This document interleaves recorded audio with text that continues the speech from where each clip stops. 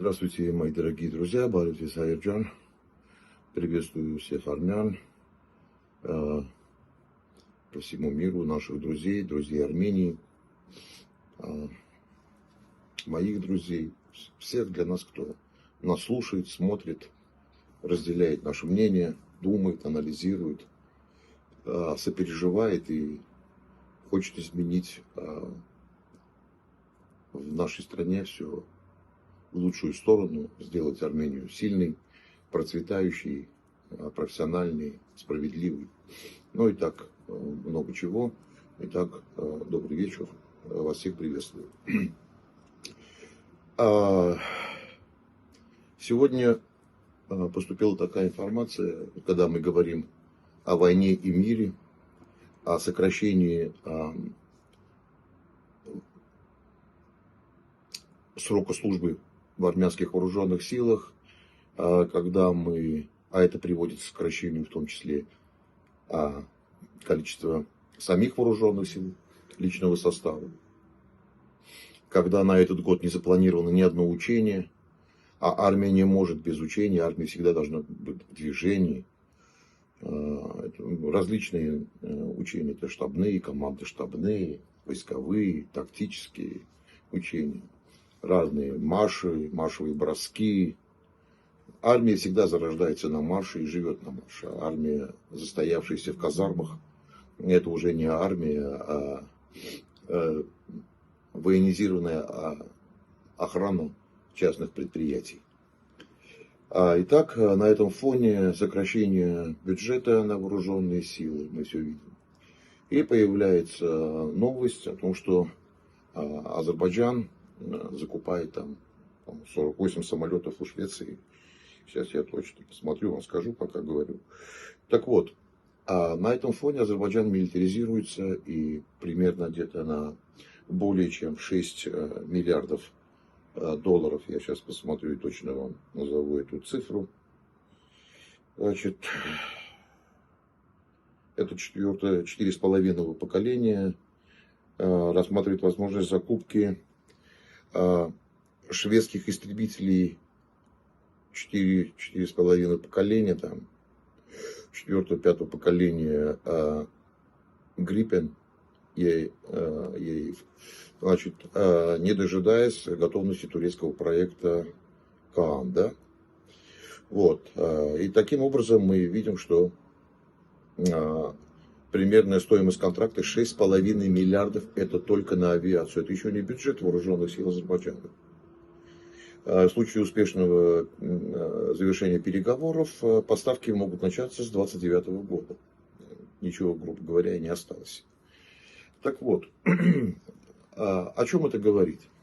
О чем молчит вся наша оппозиция? Правительство понятное, правительство сливает страну. Что говорит оппозиция? Ничего на эту тему. Я вам хочу сказать, и говорил, и говорю, никто не против мира, только идиот может хотеть войны.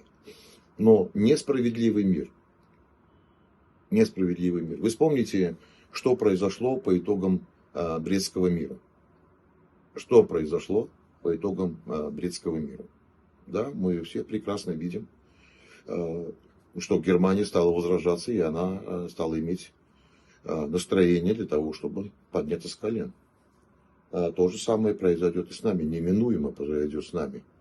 Пока Никол Пашинян сокращает срок службы, пока сокращают бюджет вооруженных сил, пока Министерство обороны, Генеральный штаб заявляют, что в этом году не предусмотрено учение, тем самым они демонстрируют мир. Весь вопрос, кому они этот мир демонстрируют? Кому нужен мир, если вам этот мир нечем защищать? Даже мир, к которому вы стремитесь, его нужно защищать. Если нету сильной армии, ваша подпись под бумагой ничего не стоит. И никто не защитит страну. Это необходимо понять. Азербайджан милитаризируется. Азербайджан упорно двигается к наращиванию своих боевых возможностей. И я вам еще раз говорил и еще раз буду повторять много раз, пока мы не начнем менять ситуацию в стране, либо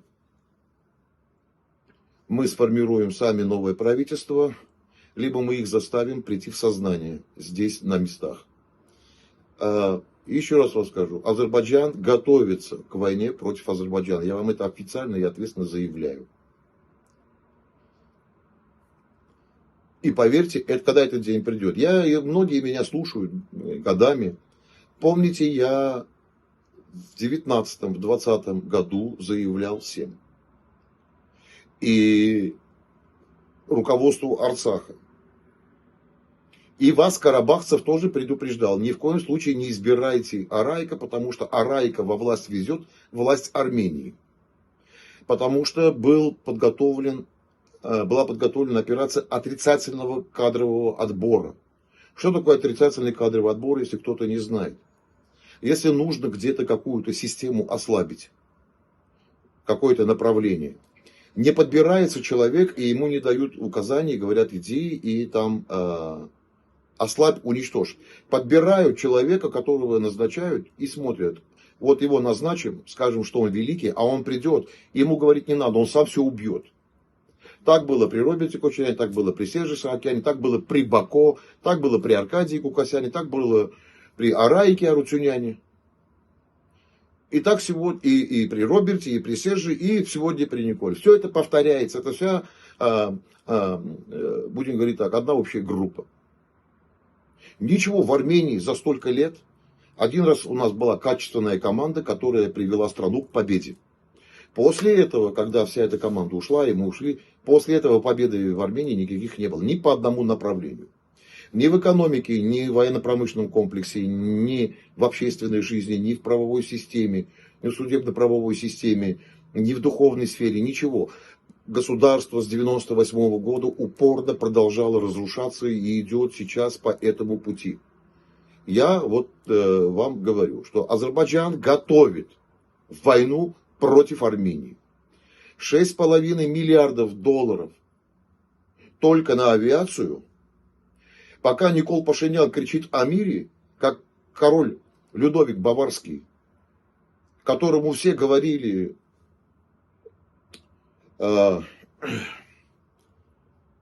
Баварию съедят, просто съедят. Он не верил в это. Никол Пашинян не верил в это, когда ему говорили, что придет Бисмарк и тебя не будет. Он говорил: Вагнер мой друг, композитор великий. Вагнер остановит, и я остановлю эту войну. Мы ему будем говорить об искусстве, о культуре. Пришел Бисмарк, сожрал Баварию, сожрал короля, дал ему замок, виллу. Бавария объединилась, значит, поглотили. Король Людовик Баварский спился и умер. Не может быть мира со страной, которая на наших глазах милитаризируется. Это ровно та же самая ошибка, что все эти годы до 2020 года мы говорили, что только пусть попробует, пусть это. Я всегда говорил. И многие азербайджанские СМИ, и СМИ, связанные с их Министерством обороны, там, и Мусаваты, и другие, перепечатывали то, что говорил я. Противник прислушивался. Я говорил, эти пустые переговоры, пока мы тянем время, их надо использовать для подготовки страны к войне. Подготовить страну к войне нужно. Азербайджан играл в эту армянскую игру под названием «Тянем переговоры», «Тянем время» вместе с армянами. Только Алиев вооружал свою армию, а эта сволочная система армянского государства только все жрала, грабила и ничего не делала. И в результате все эти переговоры и все остальное, одна сторона использовала ее для наращивания своих вооруженных сил, подготовки населения к войне, экономику, создала внешнюю подушку безопасности, обложилась одобрением внешних сторон. А наши абсолютно ничего, ноль. Я орал, кричал. И вас, карабахцев, тоже предупреждал. Не избирайте Арайка, война неизбежна. Что вы мне говорили? Пожалуйста, не пугайте, не сейте панику. Лох лявальнелю, то есть все будет хорошо. А я вам сказал, потом, когда будете на могилах своих детей стоять и плакать, будете у них просить прощения, уже поздно, их уже не будет. И то же самое в 23-м году. предупреждал все руководство Арцаха, что вы доиграетесь с такой позиции. Предупреждал Генеральный штаб Армении, предупреждал все наши службы, предупреждал правительство Армении, что 23-й год неминуема депортация. Ноль.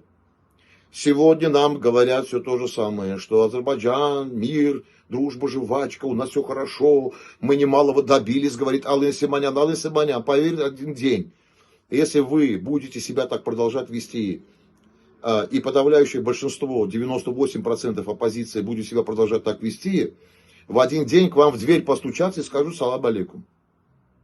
Я предупреждаю нацию, на каком опасном перепутье находится армянское государство. Я не нагнетаю, не пугаю, я вам говорю. И не было такого, чтобы я сказал, этого не было, это будет. Война с ними неизбежна. Такая милитаризация беспрецедентная за все годы Азербайджана. За все годы. Это не страх, это не паника перед Азербайджаном. Если мы возьмемся за ум, если мы быстро будем строить, не из этой там проевропейской, пророссийской оппозиции будем строить профессиональную команду и политику, мы очень быстро подготовимся к обороне страны. Очень быстро. И экономика будет расти, и народ будет готов, и все, и внешняя подушка будет безопасности подставлена, и союзники будут, и друзья будут. Но то, как идет сегодня, поверьте мне, мои дорогие, это так просто для всех вас не закончится. Вот что я вам хочу сказать. Сегодня многие армяне говорят такие вещи. Кто бы ни пришел к власти, будет хорошо. То есть по-армянски шунелькальни, лявкальни. То есть будет даже собака управлять государством, будет хорошо. Я хочу сказать так. Кто так думает, это идиот. Кто так думает, это идиот. В 2018 году тоже кричали, кто бы ни пришел, будет хорошо. Стало хорошо. Кровь пролили, территории потеряли, Арцах потеряли, цены в стране беспрецедентно высокие, справедливости нет, судебно-правовая система, можно сказать, хвастаться тут тоже нечем. Разведка не разведка, армия не армия, все остальное. Правительство тоже хрен пойми какое. Я вам еще раз хочу сказать. Ваше мышление, пойдем за любым. Кто бы ни был, будет лучше, лучше не будет. А может быть еще и будет хуже Николы. Так мыслить нельзя. Нельзя идти за теми, кто богатый. Только потому, что он богатый. Или имея свои ресурсы, медиаресурсы, телевизоры, камеры, площадки, берут, арендуют, не знаю, какие-то помещения, там устраивают красочное какое-то там мероприятие, оттуда вам несут бред красивый. И вы говорите, вот слява хосун, то есть как говорит хорошо, пойдем за ним. Вы один раз уже пошли за тем, кто красиво говорил. Один раз вы уже пошли. Значит, должны идти только те люди, которые были в системе, обладают навыками, знаниями, в области национальной безопасности. Национальная безопасность — это не разведка, контрразведка. Национальная безопасность начинается с утробы матери, которая ждет ребенка. Оттуда начинается формирование страны. Национальная безопасность — это все. Школа, больницы, детские сады, здоровье человека, спорт, культура, экономика, сельское хозяйство, энергетика, армия, разведка, контрразведка, внутренние дела, внешняя политика. Покупка троллейбусов тоже является элементом национальной безопасности. Вид транспорта, который мы применяем в городе, любой должен быть приспособлен для применения в военное время. Когда покупаем автобусы, мы должны четко понимать. Не просто вам покупаем Хонды тупые, которые там не знаю, как ездят кое-как. Когда покупаешь автобусы, даже в такой стране, как Армения, ты должен знать, поднимется ли это автобус высокогорья, потянет ли его мотор, как сработают кондиционеры летом, как отработает печка зимой, как эти автобусы будут себя вести в случае применения их в организации и применения их мобилизации, эвакуации людей и так далее. Как это все будет работать? Даже это национальная безопасность. У нас нету ни одних учений совместно с правительством, нету объединенного учения. Служба национальной безопасности, погранвойска, МВД, все его подразделения, Управление по чрезвычайным ситуациям, Генеральный штаб, Министерство обороны, правительство, население. У нас нету большого комплекса выработанного национальных учений. Кто, как, что везет, как ведет себя, кто какие функции выполняет.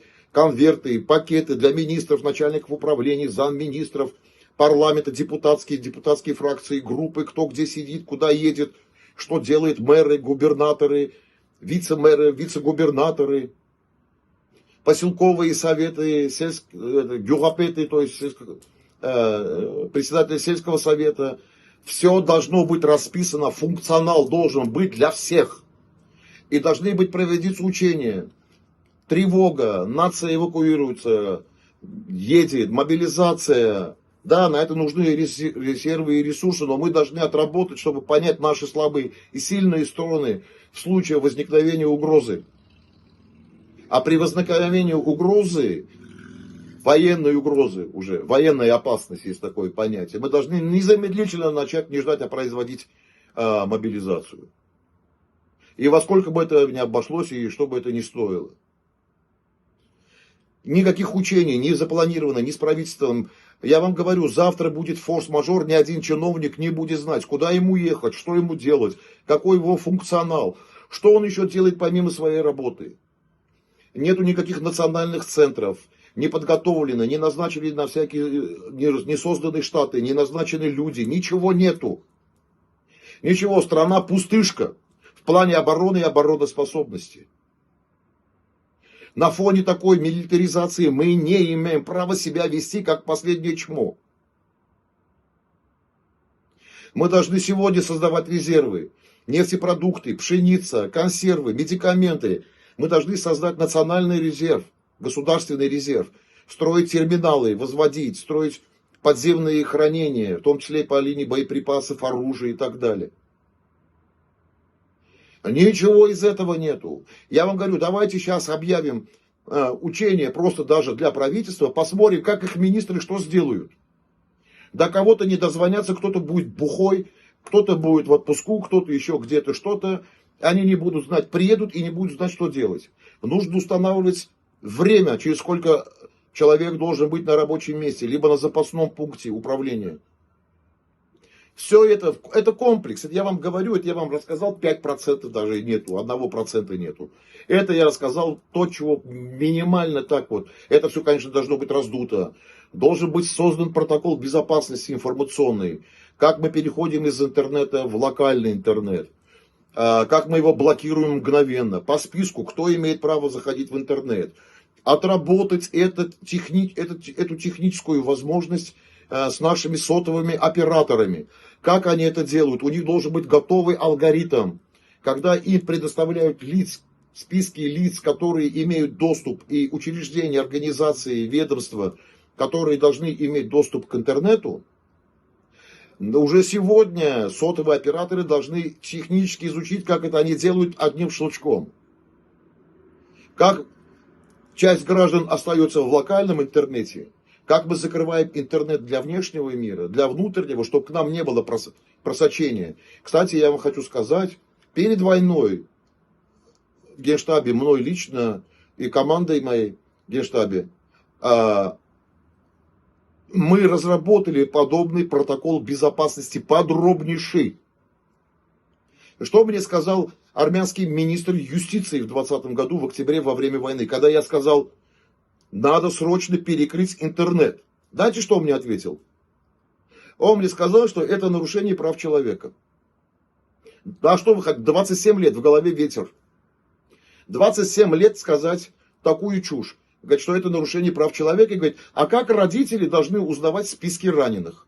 Понимаете, о чем они думают?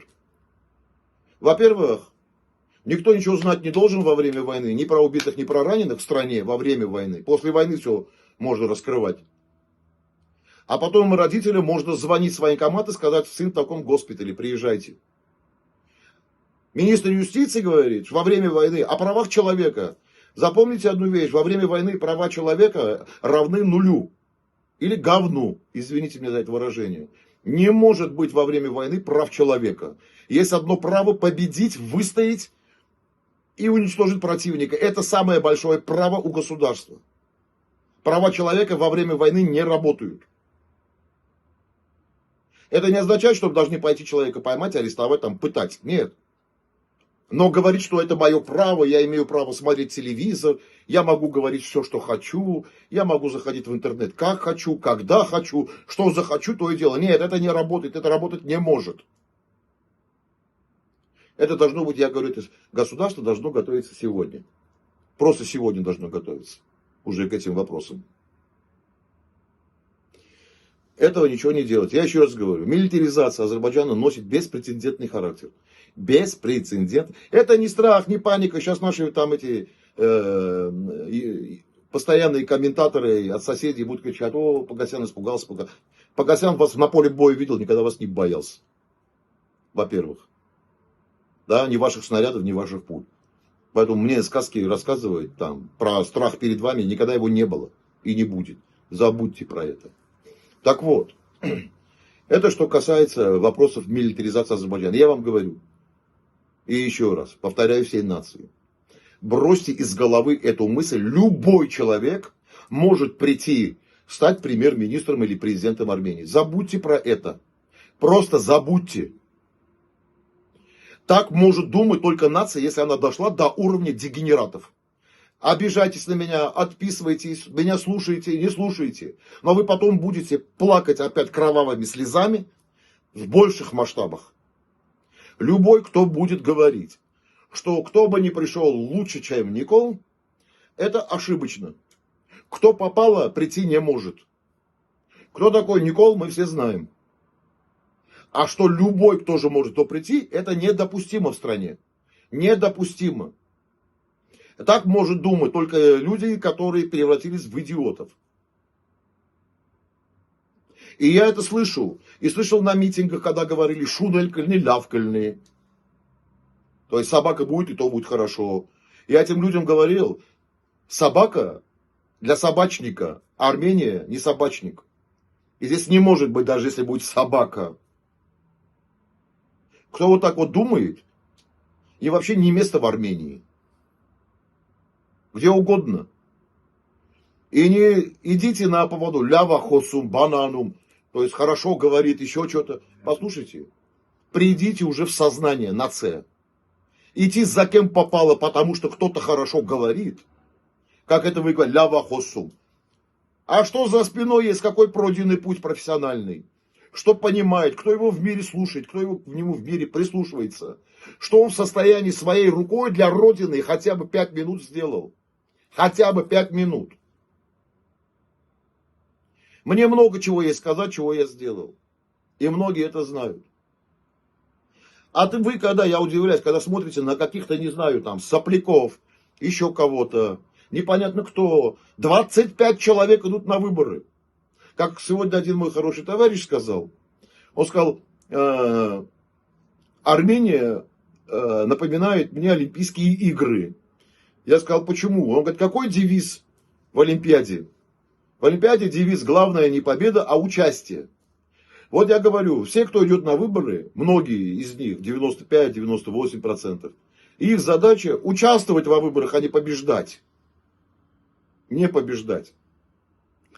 Поэтому я хочу сказать, это мышление бросьте. Ой, кто с русскими, за того и голосую. Ой, кто с европейцами, за того и голосую. Ой, кто с американцами, за того и голосую. Ой, хорошо говорит, ой, красиво говорит. Послушайте, перестаньте превращаться просто в необразованную тупую массу. На кону судьба страны. Поднимите все мои выступления в 19, 18, 20 году. Я вам что говорил до войны? Только то, что я вам сейчас говорю. Потом и тогда говорил, будете плакать кровавыми слезами. И сейчас вам говорю, будете так мыслить, страну похороните, а потом будете также посыпать голову пеплом, но будет поздно. Нужно подходить ответственно к выбору человека, который пойдет и будет реально собирать профессиональную команду. Вы посмотрите, что говорит Роберт Кочарян. Говорит, только я могу Армению вывести из этой ситуации. только я могу вывести из этой ситуации. Послушай, ты уже один раз был. Кроме как окунуть Армению в задницу, ты больше ничего не сделал.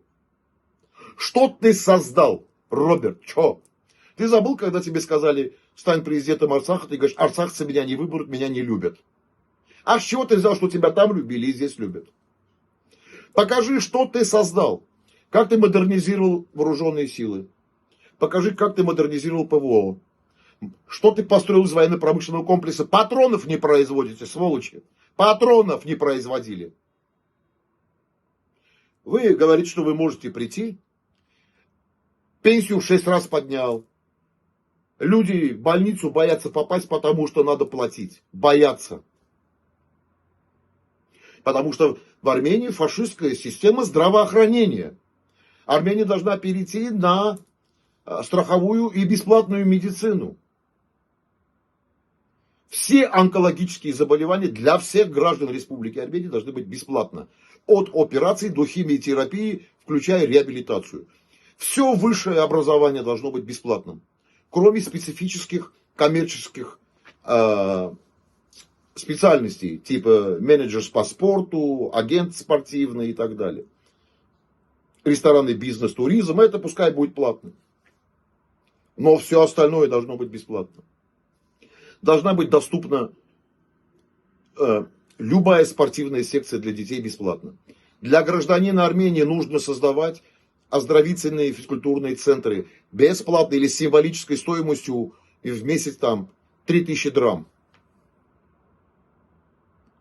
Нация не будет здоровой, не будет умной, не будет иметь возможности, этой нации будущего не будет никогда. Никогда, запомните. Когда вам говорят, зачем нам строить школы, давайте строить заводы. И такие люди хотят прийти взять власть. Или говорят, в Аядзоре будем строить нефтеперерабатывающий завод. Да? А нефть откуда будем тащить? В Аядзор. Из Ирана в Аядзор трубу прокладывать, вместо того, чтобы это делать в Мегри. Вам столько сказок сейчас рассказывают. Так сделаем, здесь сделаем, это сделаем. Еще раз хочу сказать вам, нация, запомните одну вещь. Самые лучшие организаторы управления системой государства это не гражданские политики. Гражданские политики наполовину туповаты в этом плане. Они ничего не соображают. В системе армянского государственного управления должны быть военные, бывшие военные, спецслужбы, офицеры разведки, контрразведки бывшие, дипломаты, внутренние дела из полиции. Все люди, имеющие систему к силовым структурам. Потому что они наиболее организованные, они наиболее подготовленные, они наиболее дисциплинированные, и они знают, что такое система, как управлять, как исполнять и как требовать исполнения приказов. Гражданских политиков нам помойку. Давно пришло время. Мы будем жить 1 000 000 лет на этой земле, 1 000 000 лет с таким окружением будем находиться в состоянии войны. Запомните это. Запомните. И теперь, еще момент. Значит, все, что касается наших заложников, которым дали пожизненные сроки. Дали пожизненные сроки. Есть момент такой. Возможно, что это быстренько, они это все быстрое решение приняли. Почему? 9 числа в Армению должен прилететь Венс. Скорее всего, Венсу для Трампа дадут пас, и Трамп будет кричать: я освободил заложников или пленных. Как они будут кричать. То есть готовят, возможно, не исключаю, голову мажут с шампунем, чтобы ее поглубже засунуть в задницу Трампу. В Азербайджане. Дать Трампу пас. И заодно подыграть Николу Пашиняну, чтобы его рейтинг поднялся. Но мы с вами понимаем, здесь нету заслуги армянского правительства, если завтра с Венсом прилетит часть наших заложников или все прилетят. Никакой заслуги армянского правительства нету. Это исключительно делается для Трампа, чтобы он в очередной раз сказал Алиеву спасибо. Да нахрена Алиеву они нужны? Ему проще поднять рейтинг вот там, перед Трампом. Я не исключаю, что их будут возвращать. Но если они не будут возвращены, Не исключено, что они будут возвращены для поднятия рейтинга этого гражданского договора перед выборами. В любом случае, операция с заложниками, с пленными будет связана с поднятием какого-либо рейтинга, чьего-либо рейтинга. Либо этой власти, либо Трампа. Вот. И весь мир будет аплодировать, рукоплескать Трампу, Венсу и так далее. Кстати, в Кремле будут обосранные сидеть, и армяне будут тыкать на них пальцем и говорить: вы за 6 лет ничего не сумели сделать. Там за 3 года, за 4 года. Ничего не сделали, вот смотрите, Трамп. И еще раз Трамп покажет, что он гораздо круче, чем Путин. Поэтому я вам хочу сказать, вопрос заложников. Если даже их не вернут, при Николе Пашиняне ничего невозможно сейчас сделать. Но после смены власти Армения найдет, и такие, как я, мы найдем способ, как их вернуть очень быстро. Различными методами, не гнушаясь ничем. Либо дипломатическим путем, либо специальными путями. Но вернем. Так что, ребята, я не знаю, может быть, с Венсом он прилетит. С Венсом. Ребята прилетят с Венсом. Может быть, и прилетят. Может быть, перед выборами отдадут. Может быть, половину или какую-то часть привезет Венс, а какую-то часть дадут перед выборами. Но если не но в любом случае, я вам хочу сказать, если сейчас, завтра или послезавтра возвращают заложников, которым дали пожизненные и так далее, длинные сроки тюремные, значит, если даже это произойдет частично, то следующая часть будет отдана перед выборами. Но в любом случае, запомните одну вещь, это будет операция. Операция, одна часть посвящена смазать свою голову вазелином, засунуть ее в пятую точку Трампа, а другая часть операции направлена на поднятие рейтинга Николы Пашиняна. Но ни в коем случае это не заслуга Николы Пашиняна. Это операция, потому что Турции и Азербайджану нужно Пашиняна сохранить. Кстати, точно так же, как и Москве. А тупая оппозиция промосковская думает, что Москва хочет, чтобы они туда пришли. И вообще я думаю, что они в сговоре и с Москвой, и с Пашиняном все. Потому что Москве нужно, чтобы Пашинян там сохранился. Потому что Москва вкладывает уже больше 25 миллиардов долларов, она вложила в атомные блоки в Турции. Потом выделила еще 9 миллиардов. Потом сказала, деньги за газ нам возвращать не надо. Вкладывая их в атомную энергетику, которую мы с тобой строим. Атомная энергетика — это означает российская стратегия. И когда Никол Пашинян еще говорит, мы объединяем электросети, энергетику Азербайджана, Армения и уже с Турцией договорились, это все одна игра. Москва, Баку, Ереван. Эта оппозиция, вся любая, имеющая отношение с Москвой, Москве не нужна, чтобы она прошла в парламент и взяла... Во-первых, у нее и шансов нету ни у кого. И слава богу, что у них и нету.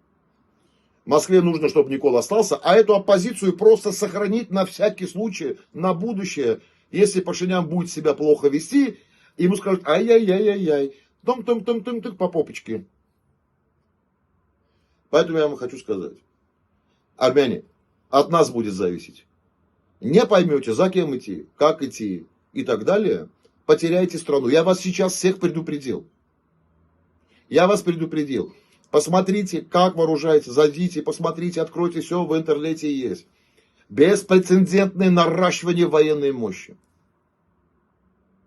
На фоне нашего ослабления.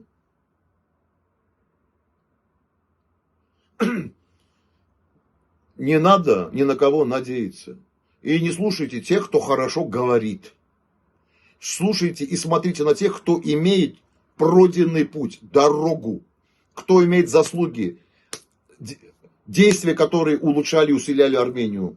Люди, которые спасали десятками тысяч армянских жизней. Все, кто служил этой стране, профессионально служил, не идиотов там, типа некоторых генералов, которые говорят, что на 10% там Искандер не сработал. Или который там во время войны один, вон, бывший министр обороны Сейран Оганян, на солдат орал на боевой позиции, почему у вас воротничок не подшит? Что не побрился на боевой позиции? Только с боя вышли. Вот я вам говорю как нации, говорю серьезно. Следующий мой эфир будет в рамках этого, но что связано со всем миром, куда мы идем все вместе. Вы все вместе, там, вся Армения, Украина, Запад, Европа, наши соседи, все. Мы подробно рассмотрим, и вы посмотрите, что в мире сейчас происходит. Что? Могу сказать в конце такое, что сегодня вся Россия молится на Трампа и видит спасение в Трампе. Потому что если посмотреть, как Путин начинает вспоминать там победу над Наполеоном и победу над Гитлером, Путин должен понять и быть честным самим собой хотя бы. Без советского народа бы Россия была бы порабощена фашистской Германией. И все остальные народы Советского Союза тоже. Победа над фашистской Германией не могла быть без советского народа. Без армян, грузин, азербайджанцев, туркмен, казахов, киргизов, узбеков, таджиков. Не могла быть никакой победы. Каждый народ внес огромную лепту. Не могла быть победа без Беларуси, без Украины, без русских, без прибалтов, без молдаван. Без всех этих республик Советский Союз был бы сожран. Но, конечно, надо отдать должное британцам и американцам. И хочу сказать вам такую вещь. Что бы там в Москве сейчас не кричали, как бы мы себя в грудь тоже не били. Конечно, мы воевали все. Наши отцы, деды, прадеды. Но без помощи Соединенных Штатов, даже при наличии советского народа, без помощи Соединенных Штатов, Советский Союз шансов на победу тоже не имел. И без помощи британцев тоже. Это факт. Это есть статья в газете «Правда», даже об этом сказал Сталин в 1953 году. Незадолго до своей смерти. У России сейчас такая же проблема, как при Горбачеве. Бежат к американцам и видят в американцах спасителя. Кричат про Наполеона и Гитлера, но забыли про свое поражение в 1853 войне, 1856. Когда они сначала разгромили Турцию, а потом подключилась Франция и Британия. 350 дней там сопротивлялся Крым. Потом сдали, а потом подписали позорный договор. И Россия по обязательствам не имела права долгое время на Черном море держать военный флот. Вот про это. А причины были те же, как описывают историки, аналитики, все, кто изучал эту войну. А я изучаю все войны всего мира. Смотреть, как все это прогрессивно росло. Изучаю, как развивалась экономика, индустрия, медицина, сельское хозяйство. Я изучаю абсолютно все аспекты жизни человеческой государственной деятельности. Значит, только после этого русский царь принял решение о беспрецедентных реформах. В России этим не пахнет. Но зато мы видим, что вся надежда России — это Трамп. А это я хочу о чем сказать. О том, что проблема была следующая. Технологическая отсталость, несовершенная логистика и неправильное принятие решения. Закройте глаза. Это все касается их государства. Планирование в 2020 году против нас. И 2022 год. Некомпетентность, технологическая отсталость, логистические проблемы. Да, и еще одна из проблем, которая возникла. Международная изоляция в войне 1853-1856 года тоже свою роль сыграла. Сейчас один в один. Международная изоляция есть. Технологическая осталась сумасшедшая. Несовершенная логистика, неправильные решения. История повторяется. И повторяется сейчас 89 год. До 91-го. Армения должна быть готова к любым сценариям. К любым. Поэтому ответственность, мои дорогие армяне, чтобы вы завтра кровавыми слезами не плакали, лежит исключительно на вас. До свидания.